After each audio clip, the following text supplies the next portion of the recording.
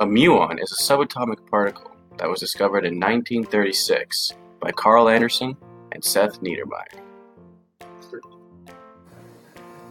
Radiation from the Sun and other stars in the form of cosmic rays interacts with Earth's atmosphere, causing the production of muons 10 to 20 kilometers above sea level, which travel at 98% the speed of light.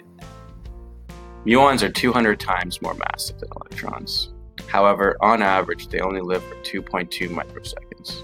As a result, we can only detect 0.06% of the total created in the Earth's atmosphere. So let's say, for example, Usain Bolt is running a sprint at 10 meters per second for a total distance of 100 meters. If we divide the distance he travels by his speed, we can see that it will only take him 10 seconds to complete his sprint. If we take the same principle and apply it to the case of the muon, we find that the distance it can travel in its lifetime is far too little to reach Earth. So how can we still detect them? In 1905, Albert Einstein proposed his theory of special relativity, which essentially states that the faster an object moves through space, the slower it moves through time.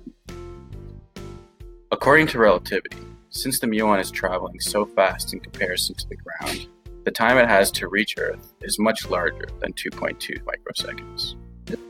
However, in the perspective of the muon as it travels towards the ground, the Earth appears to be only 17 meters thick. To the muon, the Earth will only look like a flat disk.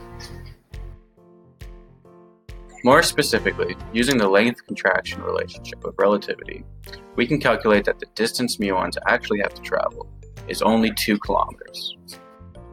As for the case of the observer, they will experience a time dilation of the muon's lifetime to 34 microseconds, allowing them to reach the surface of our Earth, possibly even penetrate below. Relativity can lead to some incredibly interesting phenomena. Suppose you send one twin to space while the other remained on Earth. When reunited, the twin tumbling around in space will appear to be younger due to the high traveling speed.